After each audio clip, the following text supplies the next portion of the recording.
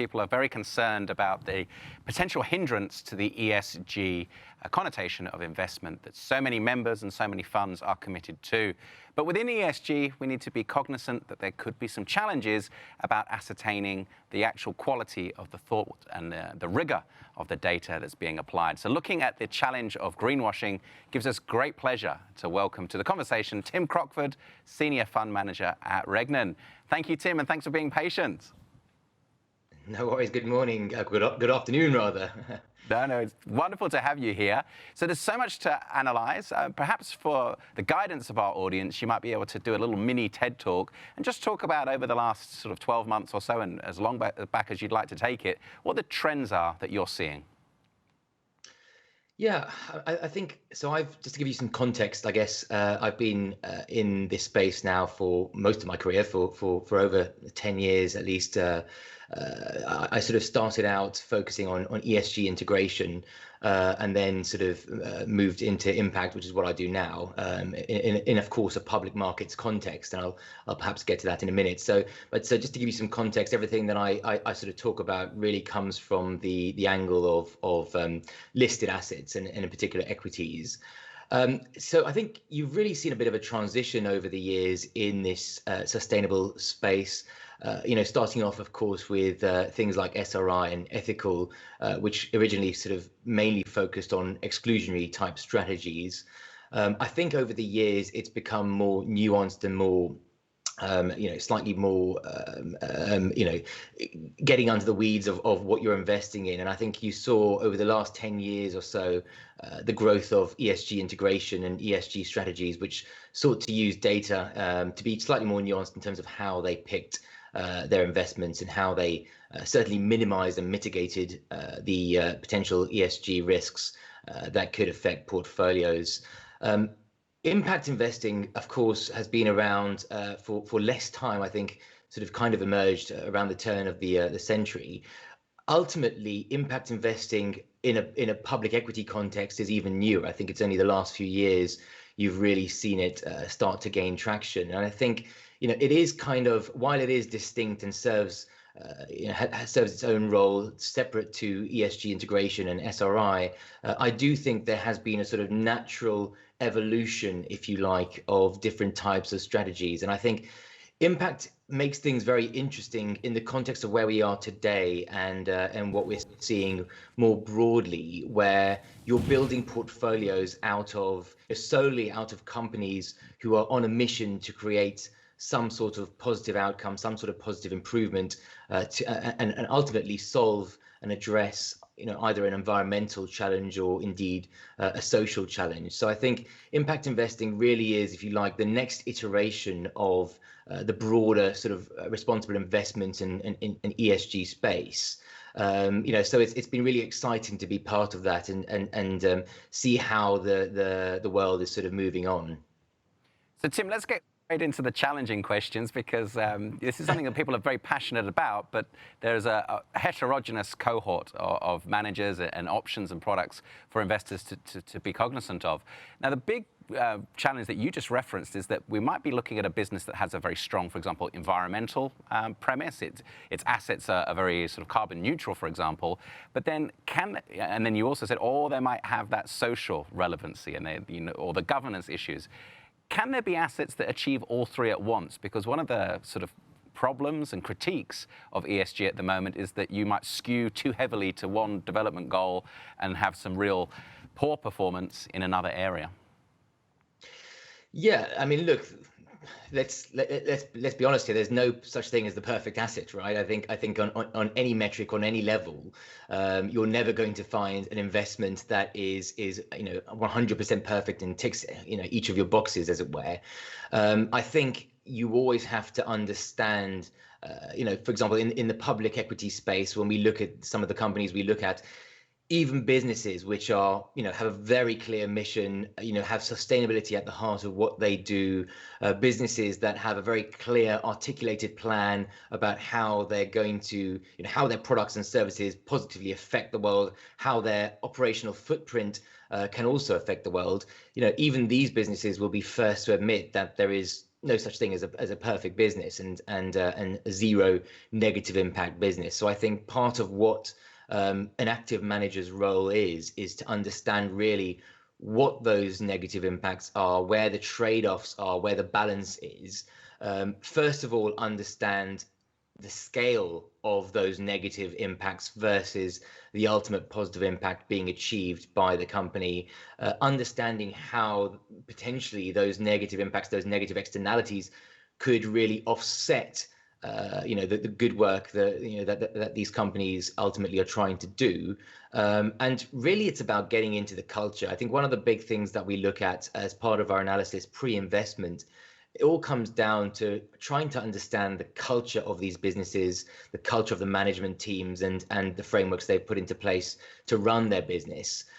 Because ultimately, that's what it comes down to. You want to see that there is a scope for, on behalf of these management teams in which you are investing your clients' money, you want to see that there is scope for improvement, that there is a sort of mindset that they admit and they view that there are going to be trade-offs, and that their operational footprint in particular is always going to have some areas of negative impact. So what you want to find is businesses who are willing to engage with you, to listen to where some of those negative impacts you might have identified are, and then to put a tangible, realistic plan into place with very clear targets, which are then communicated to the market as to how they can offset and reduce those negative impacts over time. But no asset, I think, is I think everyone on this would agree, is ever going to be perfect.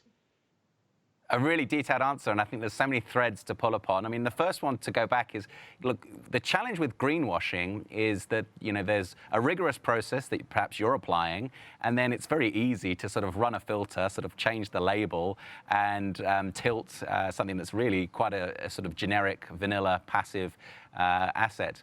Now, how does that's a classic asymmetric information puzzle. How does the investor potentially have some clues to know something that has real effort to work with and be active with the managers of a particular asset, as opposed to something that's pretty superficial?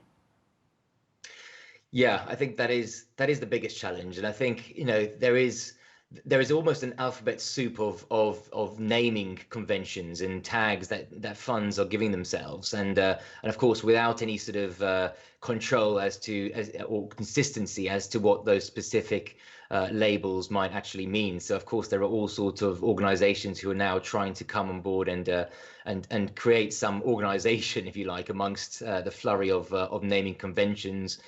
So I think, to answer your question, I think certainly not from the name. I think you have investors who are looking at these funds need to dig much deeper. They need to understand, the underlying objectives first and foremost of the strategies that are pertaining to be some flavor of sustainable investing, and of course then they have to understand what framework is in place in order to execute on those objectives. It's so easy for the marketing department to come along and stick a few pictures of wind turbines and solar farms in anyone's presentation. So I think you really have to ignore the superficial stuff and get into the nuts and bolts of these strategies. But I think that will probably improve over time. I think one thing we have seen in markets that are historically more advanced and have been looking at the sustainable space generally for many years, you get this sort of learning curve, but it is fairly steep, and once you're sort of moved up it, there is a much sort of broader understanding of what needs to be looked for when assessing funds like ourselves and other sustainable investors in this space. I think one thing I would say is there are great resources out there. Things like the Impact Management Project, for example, with their spectrum of capital, is a great way of it's a great matrix on which to plot both the financial and the impact objectives of any specific fund that you might be looking at. That's, I think, a much better lens to view different funds, different strategies under, rather than just going by what they call themselves, what they say on the label, or indeed how many pictures of wind turbines they have. I think at the very heart of this conversation, Tim, one thing we want to dig and get some substance to help our fiduciaries that are watching is that there's the pure intention of trying to be active, to work with the governance structures and to instigate change that creates a more noble intention and deployment of capital. And then there's, luck and superficial marketing, whereby, for example, in the last 12 months, you could have done none of that lobbying, none of the sort of rigorous work, had Tesla heavily tilted in your ETF, and you've done really well. Now, is that frustrating for you to see that there are, people in the market that are potentially sort of wearing the veil of ESG and sustainability for marketing purposes when they're not really doing much work to make a difference? Well, I think frustrating is probably the wrong word, because ultimately, this is what we want, right? We want to divert capital into these areas. We want to divert capital towards companies which are changing the system, and businesses like the one you mentioned, of course, are pretty much at the forefront of that. So, I think frustrating is the wrong word. Ultimately, that is the outcome that we are looking to achieve. In terms of what we want to see, which businesses we want to divert capital towards, and which businesses, we believe that the market shouldn't be investing in or shouldn't be putting its capital towards. So, I think ultimately the problem with that, however, is more from the investor point of view. And I think the risk is that, when you have this greenwash, the big risk is you're going to fuel, you're going to throw fuel on the fire of cynicism, that some investors might have towards these strategies. I think it's probably well documented that perhaps not in Australia, but in other markets around the world, there are slightly more, skeptical views towards sustainable investing. And I think when you have funds that are or products that are selling themselves as sustainable products, because they have one or two or a handful of what could be deemed sustainable investments in the strategy, without doing the due diligence required to, as we discussed earlier on, to really get into the weeds of those businesses, to really understand the culture of those businesses, and what framework their management teams are putting into place to defend against potential risks and to avoid some of the elephant traps that that this industry ultimately is dealing with.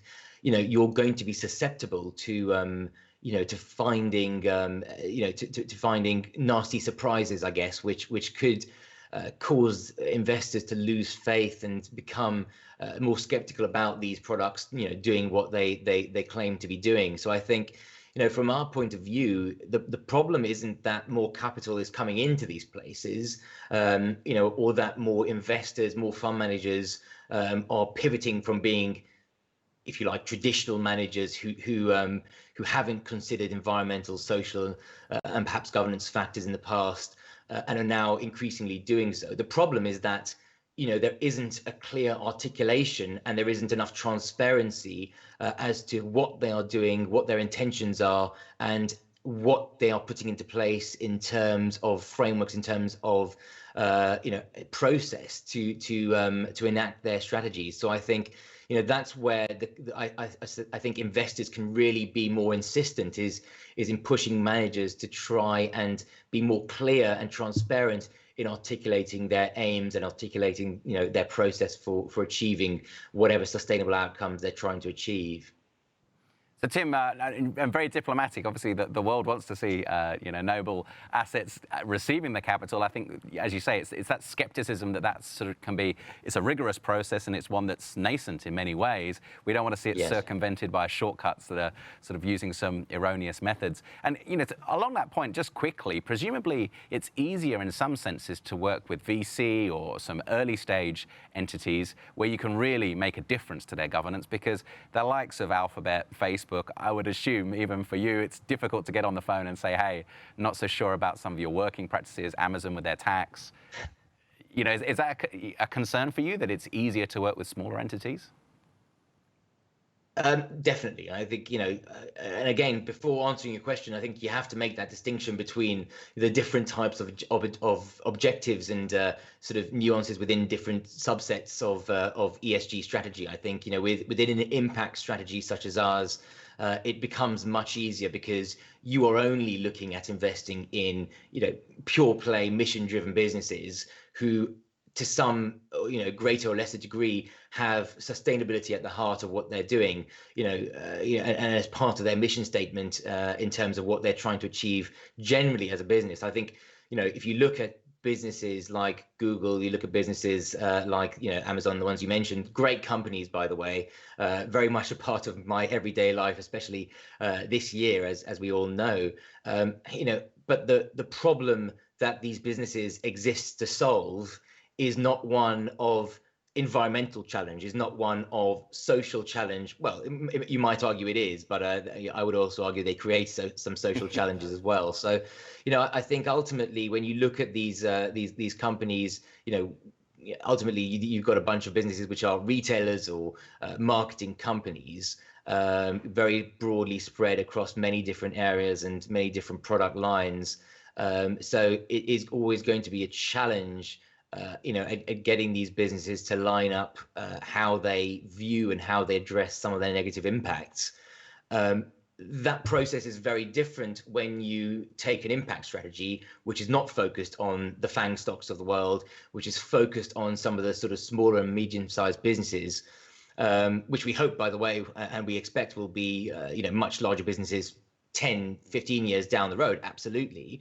But the sort of conversations you're having are different, not just because they are smaller companies, but also because, culturally, as we've discussed, they are much more aligned to the same intentions as ourselves, as impact investors. So I think the sort of conversations we have with them are much more, I would call collaborative in nature.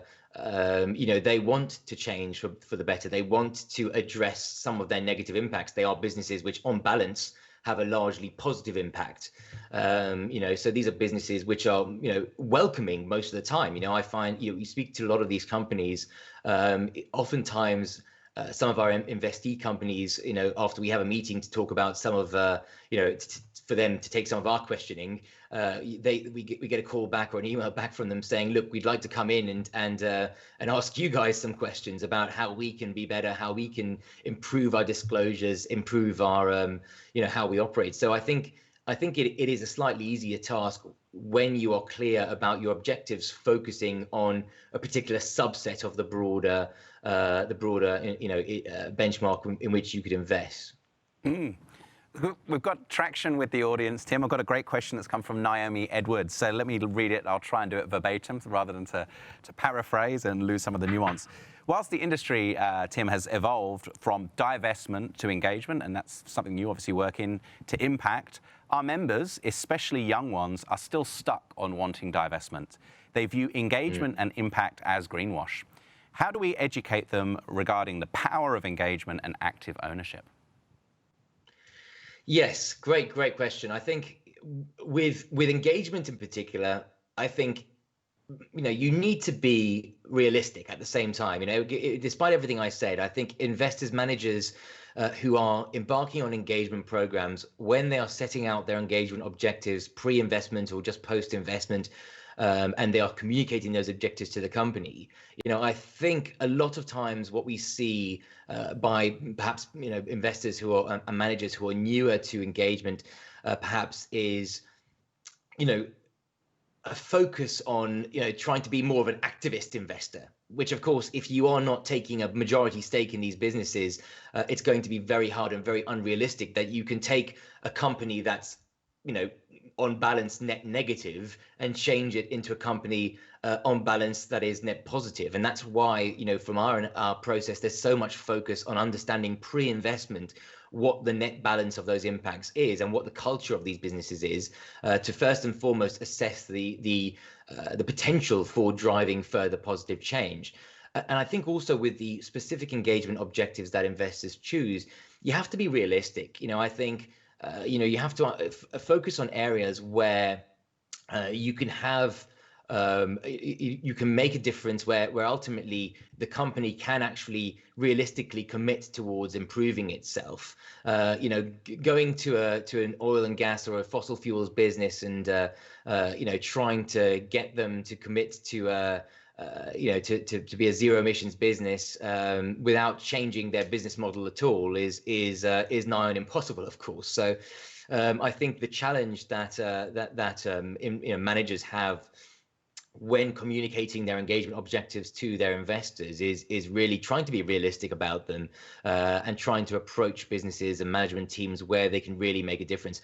Again, I would say with impact investing, when you're focusing on products and services or companies that produce products and services which are trying to have a positive impact themselves, it becomes much easier to communicate to people how the balance of these businesses and the net impact of these businesses can be improved. I think one of the things we found, because it is so much more direct in terms of articulating how a particular company that we would invest in is driving a positive outcome, I think investors typically start to get that clear linkage between how these companies are doing something positive and how we are engaging with them to perhaps reduce some of their negative externalities. So Tim, we've got time for 2 more questions, and I suspect that the audience will want to pursue in other avenues, and hopefully you'll speak to us again. The first is that, as you've raised, there's a big benefit in changing behaviors as opposed to sort of just divesting or ignoring. And I think that's got the corollary within the Australian superannuation industry. If you want to improve a weak fund, you need to be able to merge with it. It shouldn't just be cast aside. Could you give us any case studies of where you've seen impact where the business, the model was really changed around because you were able to get on board and say, hey, have you ever thought if you make this change, you could suddenly completely pivot and be much more socially responsible? Yeah, again, this sort of comes back to what I alluded to, to Naomi's question previously, is that I think investors need to be realistic. This is not activism. This is not going in and trying to turn something 180 degrees from a business that is in a completely negative, harm creating industry to one that is positive. That has to come from the management team. I think within the oil and gas industry, you've seen quite a bifurcation of different companies along that spectrum. Not that we would have ever invest in any of those areas, but you've seen some of the companies, be much more forward thinking and start to realize that they need to turn, the tanker, to excuse the pun, around and really start looking at starting to invest in, upstream renewable production versus, where they've historically been. Whereas there are other companies who, particularly in the US, who are much more resistant towards making that change. Going to those companies, those latter group of companies, and thinking that you can engage with them to change, I think is great. By all means, be ambitious, but I think you'll probably be paid lip service, and ultimately you won't get very far if it doesn't come from management initiating it themselves. But I think some of the more successful stories are areas like, within that specific industry, you've seen companies like Ørsted, of course, who is, now the global leader in installing offshore wind. For many years, they were a fossil fuel business. This is a company which was, used to be called Dong Energy, Danish Oil and Natural Gas, over in Denmark. This was a company which when they IPO'd on the Danish Stock Exchange back in 2016 was still largely an oil and gas business, but they had seen the future. They had, they were installing wind turbines and operating offshore wind farms 10, 15 years before, everyone else started. So they had a good head start, and they were a first mover in the space. And of course, they had a very clear plan, which they articulated to the market when they listed, that they wanted, that we could see a pathway to them very quickly, as they have shown, becoming a pure renewables business. So I think there are great examples of companies that have been on that transition. Investors can still get involved, and with companies like Ørsted, there are always going to be things they can improve. There are all sorts of questions that we have of them, for example, with respect to end of life and how they dispose of their equipment, their wind turbines, once their wind farms are being decommissioned. So I think that's the sort of scope that we're looking at with our engagement and with the sort of investments that we're making. Tim, a wonderful example. If you could do this next question really, really quickly, because I don't want to overrun too much. No, your detail is excellent. But really quickly, the impact eco, the pool of assets that you could consider, the sectors and the range of investment opportunities, how do you think about narrowing in? And does, for example, sustainable development goals, do those act as a useful tool to map across towards? Yes. Oh gosh, do that one briefly. That's a challenge. So yes, I mean, yeah, the challenge. So the SDGs are great, right? The SDGs are both. The great thing about them is, of course, they are the broadest set of challenges, both environmental and social, that the world faces. That's the good thing. The problem is they are the broadest set of challenges, environmental and social, that the world faces. So as with anything that is broad, they are susceptible towards being used slightly cynically. I always say, SDG 8, decent work and economic growth. Find me one marketing team, find me one PR team who can't convince you that their company or indeed their fund is trying to forward that specific goal. And I'll tell you that team needs to be fired. So I think the challenge is really taking the SDGs as a starting point and building a framework, perhaps which looks at the underlying targets, the 169 targets, which are much more specific than the overriding 17 goals, in order to articulate then how your investment process is looking for investments to try and achieve particular outcomes against those targets. And that's what we've tried to do. We've built something we call our SDG taxonomy, the Regnan SDG taxonomy, which looks to really identify products and services or solutions that are sold by listed entities that are having a particular outcome against one of the 169 SDG targets. But it is a huge challenge. It takes a lot of work. We've been building this for the last 4 or 5 years, and it's been getting bigger and bigger over the years. It's a growing database and very much a living document, but it isn't something which is easily done. So I think managers really need to commit to how they're going to do this and have a clear plan in place. Tim, your answers are outstanding, and sustainability is something that Connexus Financial is very passionate about. So I hope as a team we'll get to explore this more with you in due course. Thank you so much for joining Fiduciary Investors Symposium 2020. Thanks, Lawrence. Thanks, everyone.